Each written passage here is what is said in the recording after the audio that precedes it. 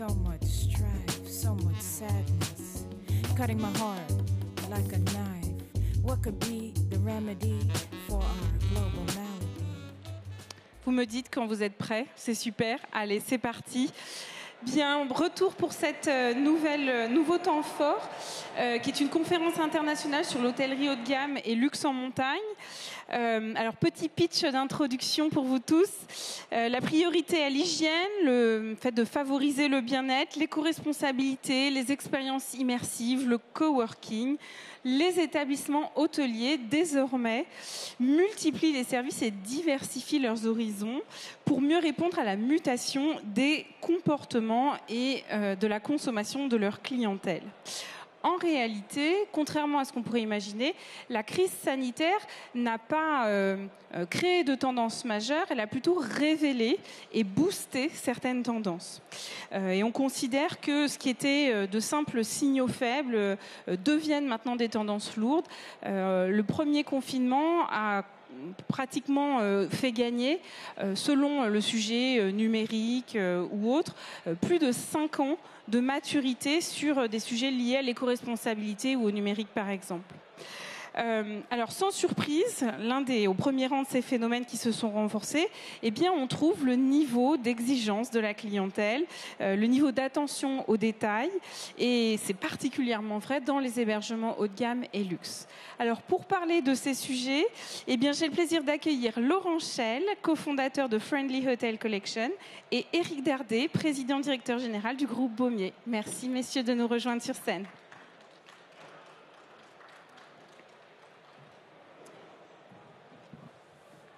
Alors, première question, Laurent, est-ce que tu peux, pour le public, nous présenter Friendly Hotel Collection et la philosophie du groupe? Merci. Friendly Hotel Collection, c'est un tout petit groupe. Hein. Je pense qu'on est tout neuf. On arrive en 2019 avec la reprise d'un hôtel un peu totémique qui porte bien son nom, le Totem Terminal Neige à Flaine. Iconique, tu peux dire. Iconique, totémique aussi dans la station, puisque c'est un hôtel très ancré, dont la rénovation avait été parfaitement réalisée par le groupe Sibué, que l'on connaît aussi pour ses réalisations à Megève ou dans les Caraïbes ou dans le Luberon. Nous faisons le constat avec Éric Belluardo, mon associé, en 2019. Nous sommes tous les deux passionnés de montagne. Quelqu'un qui vient de l'hôtellerie et quelqu'un qui vient comme moi de ces stations et des resorts. Nous faisons le constat qu'il y a des choses qui ont bougé dans l'urbain, qui ont bougé dans l'hôtellerie urbaine, on peut parler de Mama Shelter, on peut parler de Generator, on peut parler de grandes chaînes comme ça qui ont fait bouger un peu le logiciel. Des maisons qui sont très ancrées dans leur quartier, dans leur vie locale, et que ça n'existe pas ou peu en montagne, puisque la montagne s'est développée ces dernières années, plutôt structurée entre de l'hostellerie ou des lieux un peu hybrides, dont on va parler certainement, et puis des lieux, une structuration vers le luxe, qui s'est fait parce que l'hôtellerie a été chercher de la marge, etc. Donc voilà, une place pour un cœur de marché du produit imparable au niveau hôtelier, mais aussi très ancré dans son local et assez accessible dans son offre. Voilà. Éric Dardet de Baumier, est-ce que tu peux, pareil, nous présenter le groupe? Peut-être que certains d'entre vous le connaissent sous un autre nom, puisqu'il y a quelques mois, vous avez procédé à un très beau rebranding. Et donc, autrefois, c'était les hôtels d'en haut. Et maintenant, c'est le groupe Baumier. Est-ce que tu peux nous en parler, ainsi que sa philosophie, s'il te plaît? Nous sommes des hôtels de vacances. Vacances dans lesquelles on donne la promesse à nos clients de créer un environnement naturel. Donc nous, on est à la montagne, en bord de mer, à la campagne. Vous ouvrez vos fenêtres et vous n'avez que des choses belles à regarder. Les hôtels d'en haut étaient notre première aventure parce qu'on a commencé à la montagne, dans les Alpes. Et puis cette passion pour créer des lieux de vacances est arrivée en nous. On a développé, on est parti sur la Côte d'Azur, on est maintenant en Provence, dans le Luberon. Et puis notre envie de faire découvrir des nouveaux territoires à nos clients. Maintenant, nous sommes partis en Suisse, dans les Alpes suisses à la montagne. Et nous allons continuer à grandir. On a envie d'aller dans tous les endroits magiques, j'allais dire, où les gens veulent partir en vacances l'été, l'hiver. Donc on va partir en Italie, on va partir en Espagne. Donc on a un petit groupe hôtelier où notre cœur de ce que nous faisons, c'est de revenir vraiment aux choses, j'allais dire, essentielles de ce que les gens recherchent aujourd'hui. Et quand on part en vacances, on a envie de quoi? On a envie de passer des bons moments en famille, entre amis.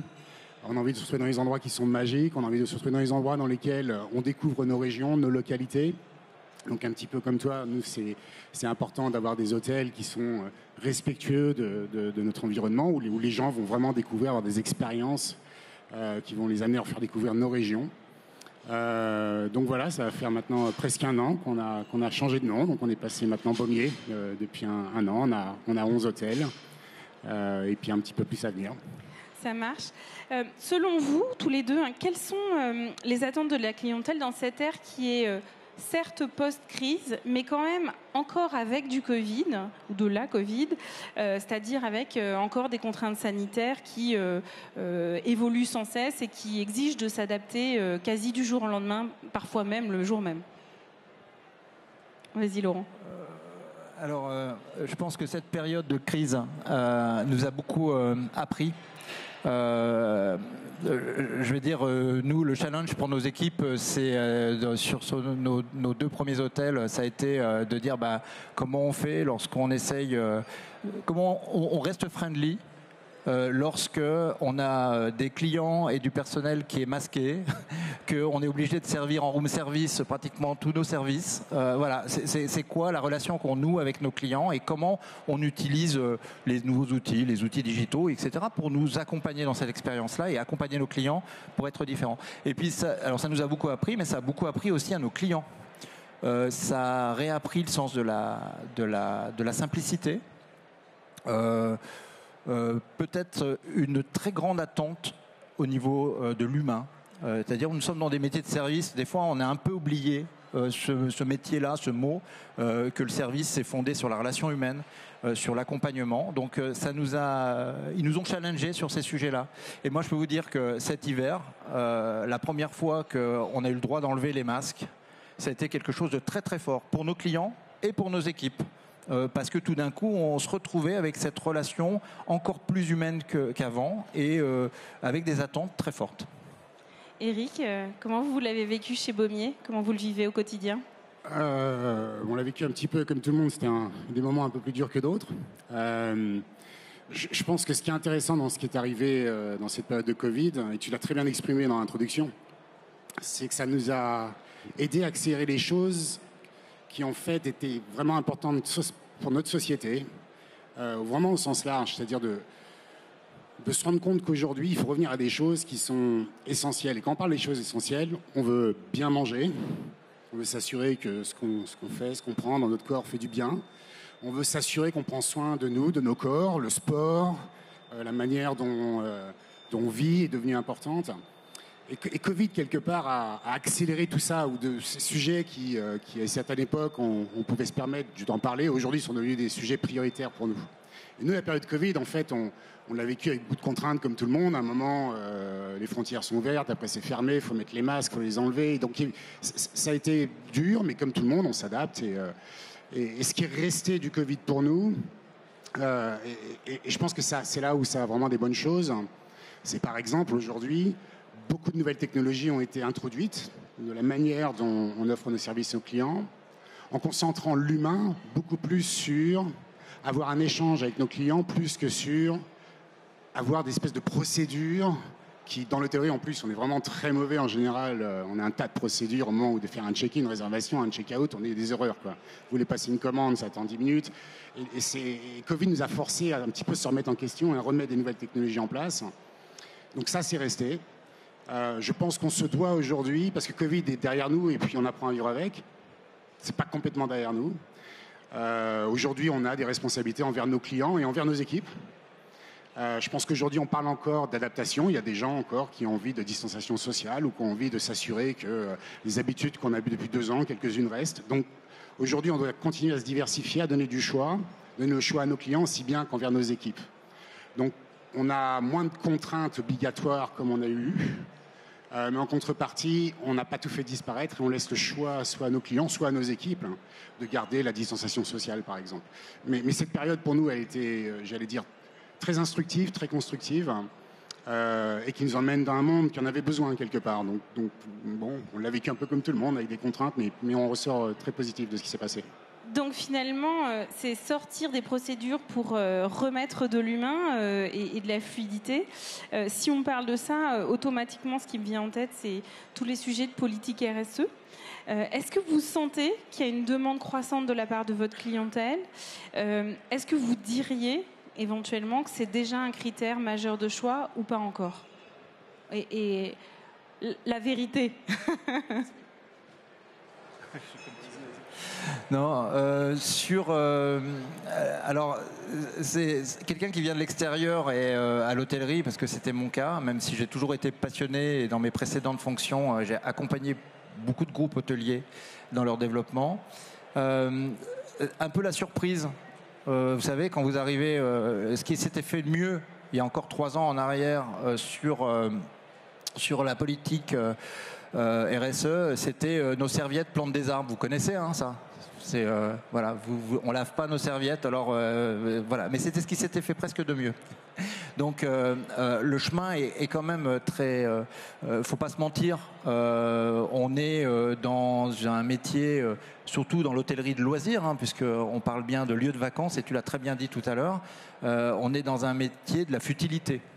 Du moment où effectivement les vacances, c'est la petite chose dont on pourrait se passer. Et accompagner nos clients dans le fait que nous sommes responsables et que nous allons aussi, nous posons les mêmes questions qu'eux, que pour nous c'est très important que on aille dans ce sens des économies d'énergie, de la sobriété dans certains cas. Alors c'est pas facile quand on fait du service et quand on offre de dire on va être un peu plus sobre. Moi j'ai par exemple sur tous nos hôtels on n'a plus de bouteilles d'eau. C'est facile à dire comme ça. N'empêche que nos clients sont pas toujours prêts. En 4 étoiles, vous avez pas toujours, vous avez l'habitude d'avoir votre bouteille d'eau plastique. On est passé chez un acteur qui s'appelle Castelli, mais on aurait pu passer chez un autre. Et on est passé aux bouteilles en verre qu'on remplit, donc voilà, c'est des petits sujets. Ça. C'est de l'eau filtrée. C'est de l'eau filtrée, bien évidemment. Donc c'est un exemple. On est aussi sur les économies d'énergie. On travaille beaucoup. Et là, je pense qu'on n'est pas suffisamment accompagné d'ailleurs sur le fait. Alors moi j'aime bien le bouton Save the Planet. Vous savez quand vous enlevez votre badge de votre porte-badge, ça bloque l'électricité. En tous les cas, ça fait en sorte que votre chambre ne reste pas allumée. Voilà, mais c'est des petites choses. On avance, alors c'est des petits détails. Et surtout, on avance avec nos équipes. C'est-à-dire qu'il faut aussi, Eric le disait il y a 2 minutes, on est dans un métier très processé, très, très structuré, avec des gens qui ont des habitudes très ancrées. Et par exemple, une gouvernante très professionnelle, elle a du mal à passer le cap. Elle a du mal à penser qu'on va pouvoir mettre plus de bouteilles d'eau dans la chambre de l'hôtel. Donc il faut aussi accompagner nos équipes et faire en sorte que ce soit des propositions des équipes. Voilà. Moi, c'est un peu sous cette forme-là. On ne va pas utiliser de grands mots.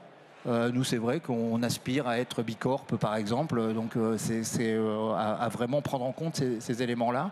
Mais ça partira toujours de nos équipes et de la capacité à accompagner. Et les clients, ils sont sensibles. Voilà. Pour les personnes du public qui ne connaissent pas Bicorp, c'est le standard le plus élevé en matière de politique de responsabilité sociétale des entreprises. C'est un label, c'est une certification qui est internationale et qui est extrêmement lourde et longue à obtenir. Eric, est-ce que tu peux nous parler de la démarche RSE que vous avez commencé à mettre en œuvre il y a 2 ans au sein du groupe Baumier, et qu'est-ce qui vient dans les mois qui viennent?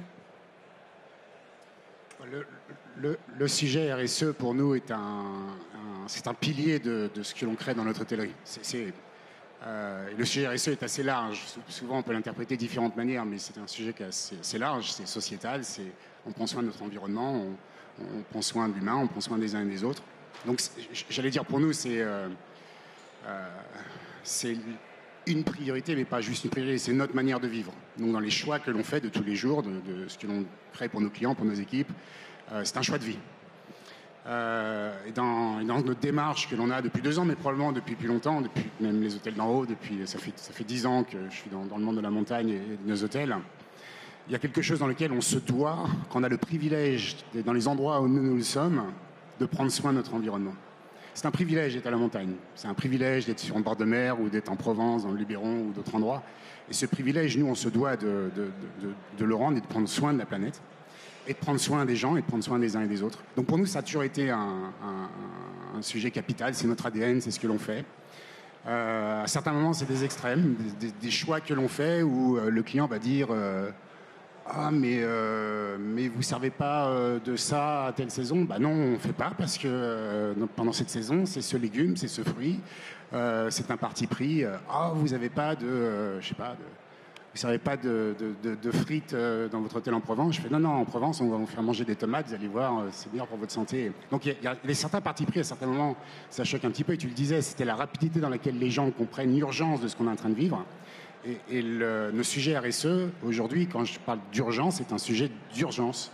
C'est sociétal, c'est politique, tout le monde en est conscient, Covid a tout accéléré, donc aujourd'hui, c'est même plus un choix de discussion, il faut être actif, proactif. Aujourd'hui, est-ce que ça influence nos clients grandement? Est-ce que ça influence nos équipes grandement? Nos équipes, aujourd'hui, nous rejoignent de notre politique, notre approche, de la manière dont on fait nos métiers. Mais même nos banquiers. Aujourd'hui, si tu veux travailler avec un banquier ou tu vas après à la banque, la première chose qu'ils vont nous demander, c'est plus est-ce que vous avez un plan RSE? C'est qu'est-ce que vous avez mis en place? Et c'est devenu absolument capital et une priorité. Donc, je peux te donner des tas d'exemples de ce qu'on essaie de créer depuis des années. Les derniers 2 ans, on l'a formalisé et notre avenir. Et ça va vraiment, j'allais dire, au-delà de juste environnement, j'allais dire, de préserver notre environnement naturel. Il y a aussi l'humain dedans qui est super important, que souvent on oublie d'en parler. Et notre approche de bien-être envers nos collaborateurs, nos clients, nos partenaires, tout ce collectif qui participe à un hôtel, il y a du monde, je peux t'en assurer. De vivre sainement et bien entre les uns et les autres, de prendre soin des uns et des autres, et aussi une dynamique pour moi qui rentre dans le RSE. Et aujourd'hui, tout le monde veut revenir à des choses saines, essentielles, qui mettent du sens. Et mettre du sens dans la vie aujourd'hui est devenu absolument prioritaire, capital. Et je t'assure, même les banquiers aujourd'hui nous le demandent. Est-ce que vous mettez du sens? Bah oui, on est obligé aujourd'hui, on est forcé. Quelles seraient ou quelles sont les plus grosses difficultés que vous avez à dépasser finalement dans le cadre de la mise en place de cette politique RSE au sein du groupe Baumier? En général, l'obstacle ou ce qui rend les choses plus difficiles, c'est de convaincre les gens et le collectif. Tout à l'heure, tu parlais de ta gouvernante. Oh, faut que je change la manière dont je sers l'eau. Bah, oui, parce que ça met du sens. Faut qu'on le fasse. Et cette espèce de décalage entre la prise de conscience que l'humanité a, de la manière dont on doit vivre différemment, faire les choses différemment, avec qui est prêt à le faire. Il y a un gap là. J'allais dire, s'il y a un obstacle, c'est plus celui-ci. C'est, j'allais dire, la rapidité des choses. Alors, il y a des moments, on nous l'impose, donc on le fait, on n'a pas le choix. Et puis il y a des moments, il faut convaincre. Il faut que les gens changent leurs habitudes. De changer l'habitude d'un être humain, c'est pas ce qu'il y a de plus simple.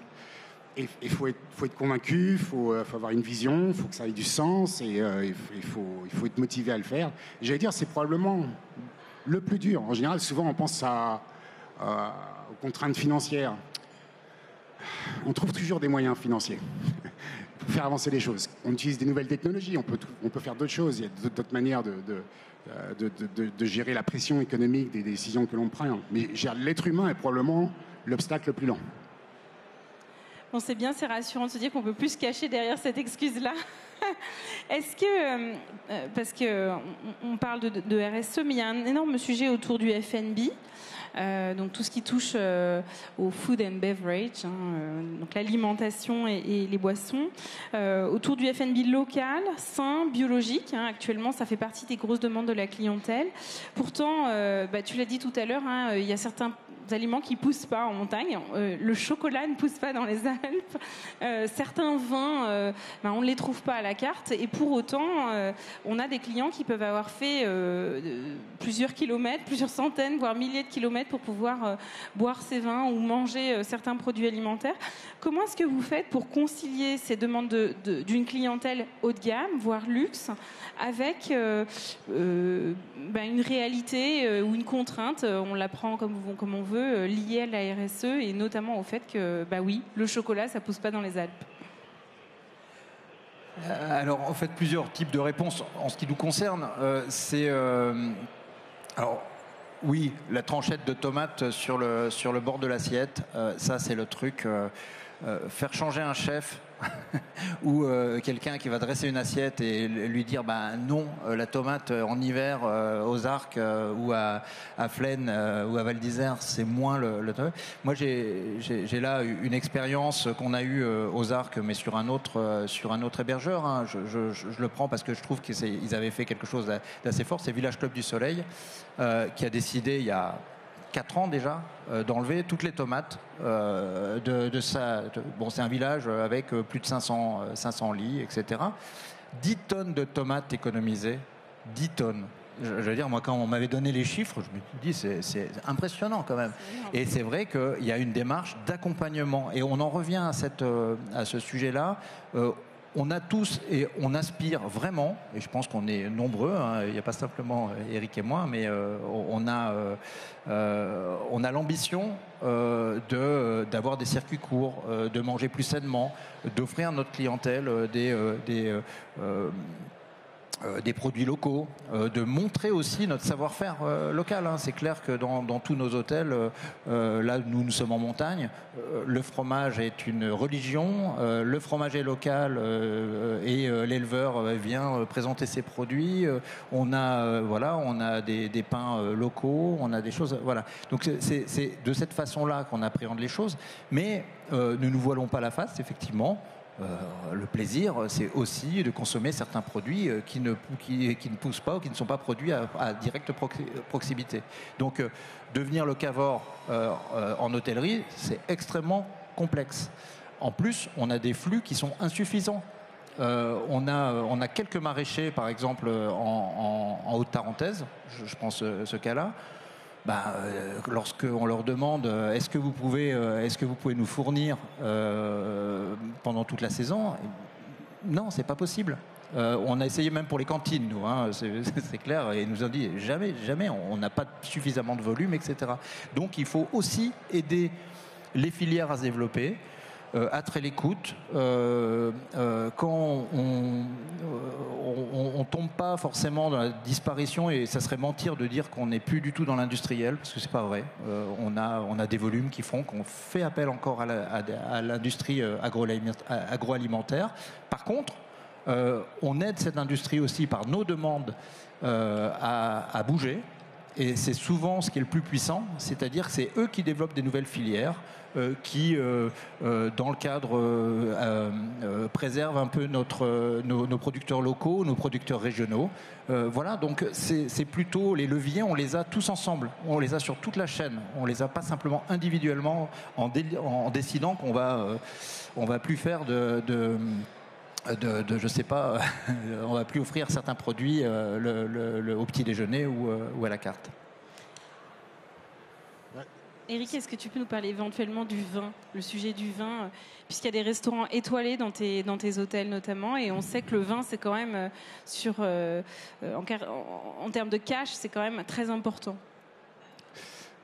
Oui, ça ne nous empêche pas d'avoir des partis pris et de s'assurer que dans le choix, même dans nos restaurants étoilés, notre parti pris, c'est de travailler avec des viticulteurs aujourd'hui qui sont soit bio, soit on s'assure que ce sont des artisans qui produisent leur vin éthiquement. Donc, quelque part, ça limitera toujours un petit peu le choix, mais tant mieux d'ailleurs, il faut. Mais ce que je trouve intéressant, c'est sur la nourriture, par exemple. Donc, clairement, aujourd'hui, on fait tous un petit peu la même chose. On se dit tous la même chose. C'est soyons locaux, circuits réduits. Et les autres tendances que je trouve super intéressantes en ce moment, c'est comment est-ce qu'on doit consommer différemment les aliments, la viande, le nombre de fois. Et je trouve cette tendance super intéressante parce qu'en fait, nos clients aujourd'hui nous le demandent, nous le réclament. Je sais pas, moi, demander à mon chef étoilé de faire un menu végétarien, il me disait non mais Eric, non mais c'est bon, on fait pas. Non mais le monde change quoi. Donc il y a 3 ans, il me disait oh, c'est dur de le faire, et aujourd'hui c'est lui le premier qui me dit non mais c'est important. Aujourd'hui les gens consomment différemment, ils ont raison. C'est encore une autre manière de prendre soin de notre planète. Et ça du coup, je trouve cette démarche vraiment pertinente aujourd'hui dans nos restaurants, dans notre hôtellerie à nous, où comme tu l'as dit, les gens veulent se faire plaisir. Mais aujourd'hui, ils veulent se faire plaisir encore d'une manière qui a encore évolué. On n'est plus trop là pour s'asseoir à table pendant 4 heures et avoir un gros bide à la fin du truc, si tu vois ce que j'essaie d'exprimer. Aujourd'hui, tu sens que la manière dont les gens consomment la nourriture, les boissons, leur manière de vivre et d'être, on a passé encore une autre étape, même dans le luxe. C'est-à-dire se faire plaisir en se faisant du bien au corps et pas juste en s'éclatant la panse, en faisant un gros repas et en buvant beaucoup. Ok, je comprends. Et par analogie, on voit apparaître de plus en plus d'établissements hôteliers, alors principalement en zone urbaine, avec des approches très cashless, contactless. Est-ce que vous pensez c'est des choses qu'on va trouver aussi dans l'hôtellerie haut de gamme ou de luxe en montagne, ce type d'approche? Alors pour ce qui nous concerne, on a effectivement, je l'ai dit en avant-propos, travaillé sur une analyse où en tous les cas c'était des constats que l'on faisait, que l'hôtellerie d'entrée de gamme ou l'hostellerie, puisqu'on a vu des produits très hostels se mettre en place dans certaines stations, et pas toujours avec des réussites parce que c'est compliqué. Difficile, ouais. Et quand on ne s'appelle pas l'UCPA, faire dormir des gens dans un dortoir, c'est un peu compliqué. Et puis, dans l'autre bout du spectre, donc de l'autre côté du spectre, donc cette hôtellerie luxueuse, très attentif aux clients et qui préserve aussi ses marges. Voilà, on pense qu'on est au cœur de cette offre. On peut développer des produits qui allient la simplicité. Moi, je ne suis pas pour. Je l'ai redit. On est on appelle nos métiers l'hospitality. C'est pas pour rien. On est dans ce rapport humain qui fait que j'ai vécu, puisque j'ai eu la chance de voyager dans énormément de stations dans le monde. Moins que toi, mais quand même, et de voir beaucoup de produits, y compris en montagne, avec cette tendance à personne à la réception, à l'anonymisation de la relation, etc. Moi, c'est pas le métier que je veux faire, et je pense que c'est pas le métier que nos clients attendent dans des lieux aussi emblématiques, parce que quand j'étais dans les remontées mécaniques, on apprenait à mettre à la portée de nos clients des espaces naturellement extraordinaires. Là, c'est un peu pareil. C'est-à-dire que notre métier, c'est quand même, on est la porte ouverte.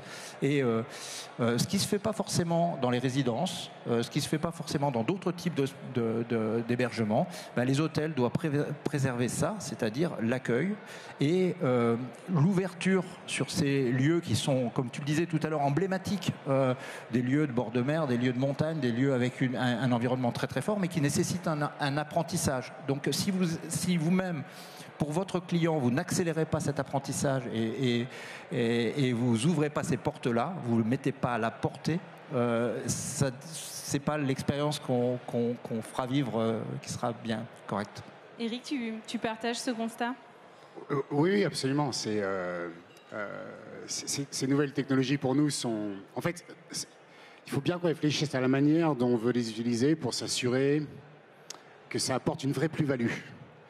Et souvent, encore une fois, dans l'hôtellerie, les nouvelles technologies, on essaye de les avoir et puis on les met à moitié en place. Et il y a des industries qui ne nous donnent pas le choix. On prend l'aérien. L'aérien, on est tous sur notre smartphone maintenant. Il n'y a plus de papier, il n'y a plus rien. Et des fois, on est un petit peu lent dans notre métier à utiliser ça mieux. Mais en fait, nos clients, qu'est-ce qu'ils nous disent aujourd'hui? Comme nous tous, on est tous pareils. C'est, écoute, j'ai plus envie de faire la queue. J'ai pas envie de passer 3 plombes à ta réception pour te donner ma carte de crédit, le je sais pas quoi et le truc. S'il te plaît, mets ma vie plus facile. Et les nouvelles technologies peuvent répondre à ça.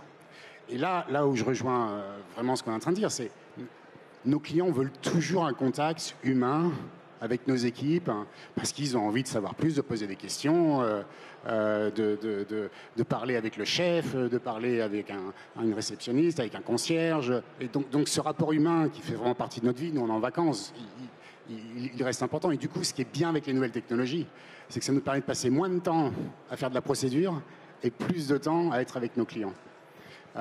Donc oui, j'allais dire, c'est aujourd'hui impératif de vivre avec, et je pense qu'en hôtellerie, il faut qu'on apprenne à être encore une fois beaucoup plus rapide. Et n'ayons pas peur, parce que souvent l'autre sujet avec nous qui est un peu le challenge, c'est qu'on a des clients, c'est multigénérationnel, c'est international, donc les coutumes d'un pays à un autre, la manière dont les gens utilisent les choses sont différentes. Je vois pendant Covid, on avait comme tout le monde, tu sais, les barcodes là pour ton menu. Bon, une grande population de nos clients, vous voulez pas le barcode, vous voulez pas regarder le menu, donnez-moi un morceau de papier et je veux parler au chef, quoi. Même quand tu leur donnes la nouvelle technologie. Bon, ça restera toujours.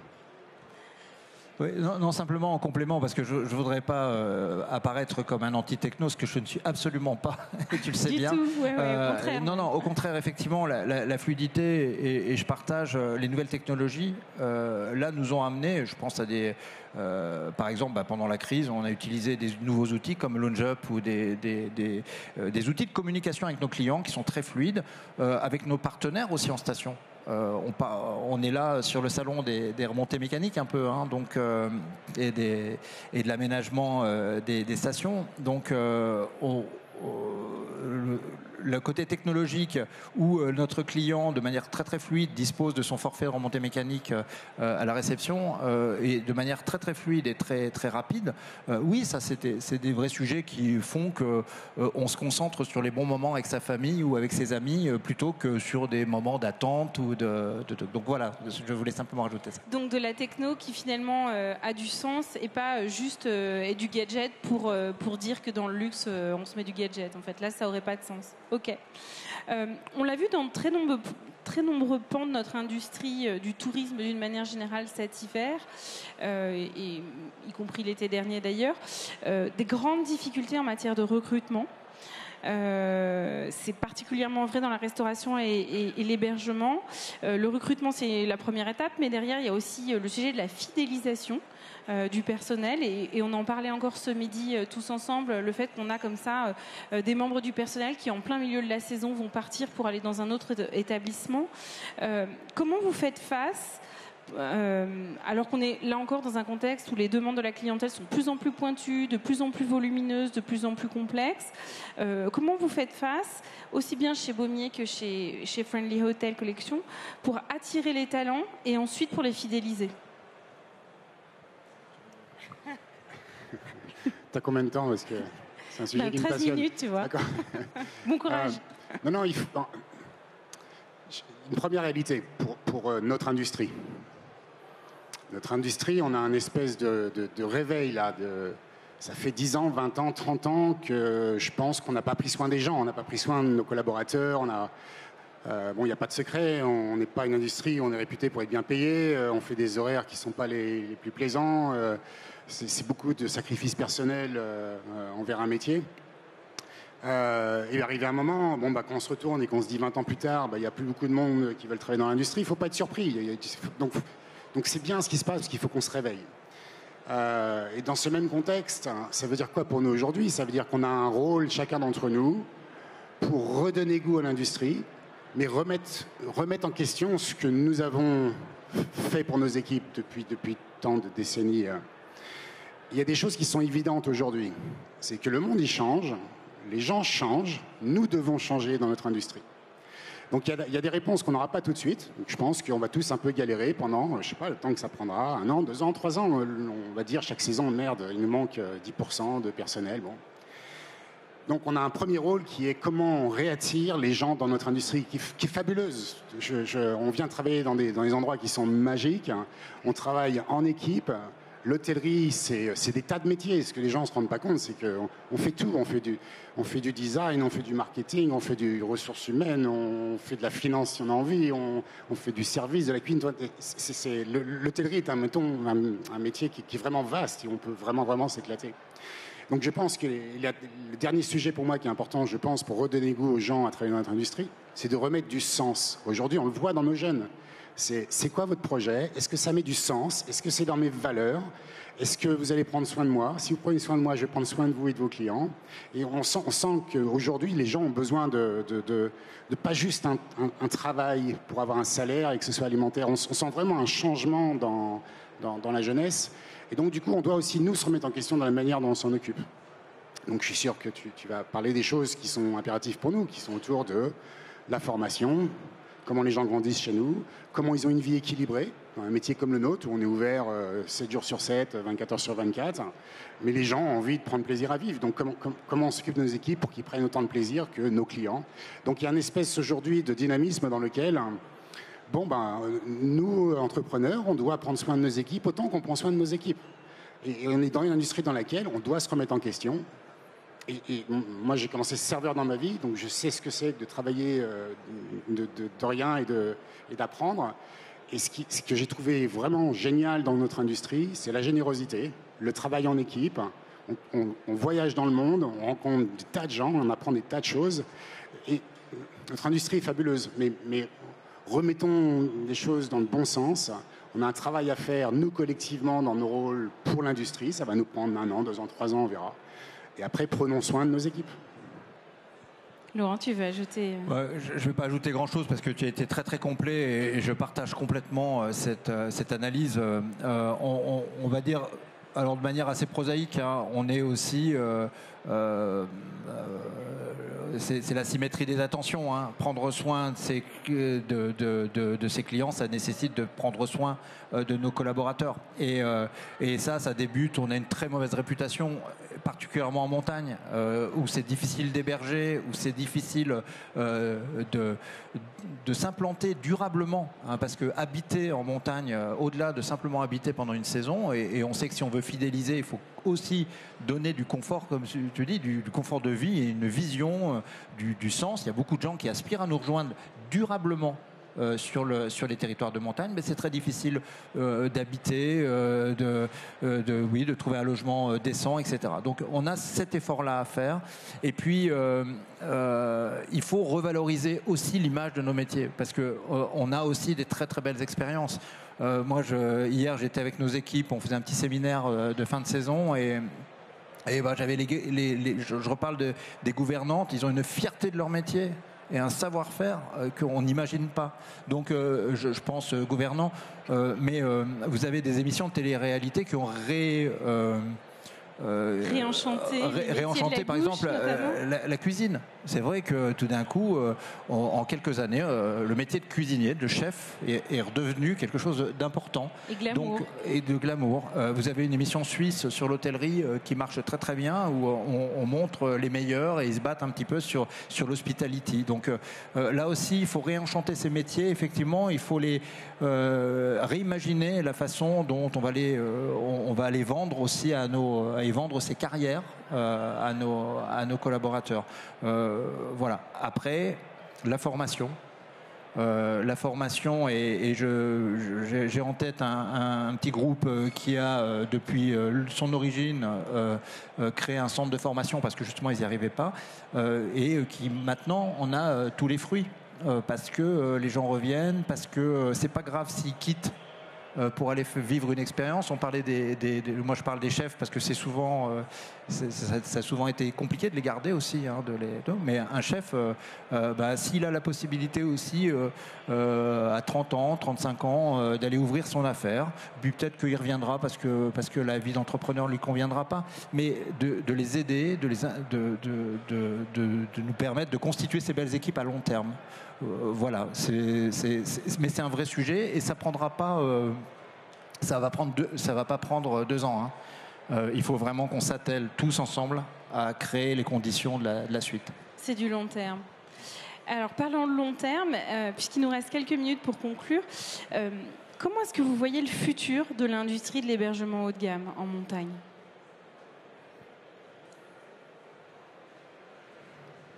C'est dur de répondre. Comment on la voit ?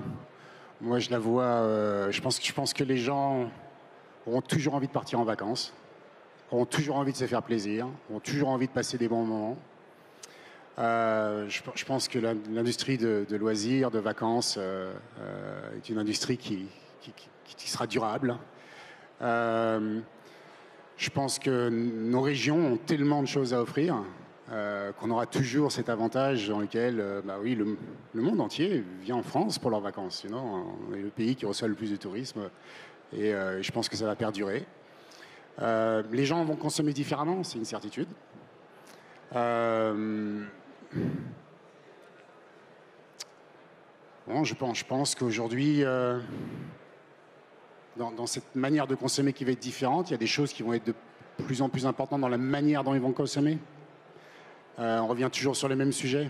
Moins polluer, prendre soin de l'environnement. Les gens aujourd'hui sont à la recherche de choses saines. Donc tant qu'il y a de la nature, qu'il y a du sport, qu'il y a du bien-être, où on s'y sent bien, on sent que notre participation à ce qu'on est en train de faire ne fait pas de mal autour de nous. Je pense que ça vont être les influences dans les années qui arrivent. Laurent ? Deux points. Sur les tendances, en fait, l'hôtellerie est un des plus vieux métiers de service. C'est clair et je pense qu'on doit lui redonner ses lettres de noblesse parce que c'est aussi la meilleure façon d'être accueilli dans un lieu qu'on ne connaît pas et dans un lieu de vacances ou dans un lieu d'ailleurs urbain, ça peut être aussi d'autres lieux, mais pour ce qui nous concerne dans les lieux de vacances, il y a des tendances lourdes que l'on voit, qu'on distingue dans les années à venir. On voit que l'hybridation des temps, par exemple, est devenue quelque chose, est devenue la norme. Hein. Je pense que tous, autant qu'on est, on part en vacances, on part aussi avec son ordinateur, on part avec son téléphone, on a une visio et un call au milieu de la journée, mais on en profite pour mixer un petit peu ces usages. On voit que le coworking devient on a beaucoup de clients, nous, qui viennent en vacances et qui prennent une matinée de travail. Et à nous aussi d'assurer qu'ils pourront faire cette matinée de travail dans de bonnes conditions. Voilà. Donc ça c'est une des tendances. Il y en a plein d'autres et c'est vrai que notre métier évolue. On est justement à l'affût un peu de ces adaptations et on adapte nos produits en conséquence. Après, c'est une remarque que le maître Laurent Vanna a développé ce matin.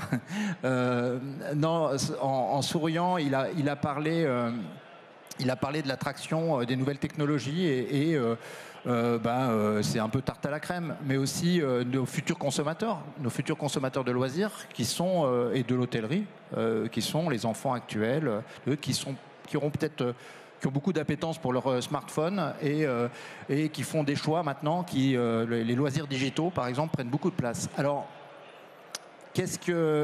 moi, c'est une question que je me pose. Est-ce que on travaille vraiment à rappeler le sens du réel et qu'il y a une voie où on se fait plaisir dans des univers absolument incroyables que l'on propose sur nos environnements de montagne ou sur nos environnements très forts et très naturels, et où est-ce qu'on laisse peut-être un avenir où les vacances se passeront dans le métavers et c'est pas très joli ce que je dis, mais on peut se poser quand même la question. Donc disons-nous que continuons à améliorer, à être à l'écoute de nos clients parce que c'est quand même des dimensions qui sont très importantes. La voix du milieu, toujours.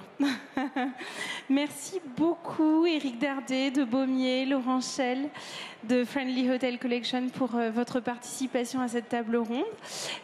Il nous reste quelques minutes. Est-ce qu'on a éventuellement des questions dans le public ? Et je crois qu'il y a une personne avec un micro pour les passer.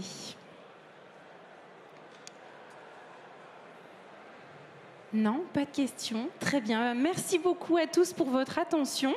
Et je crois que juste après, on a un pitch d'une 15aine de minutes. À très bientôt. Merci.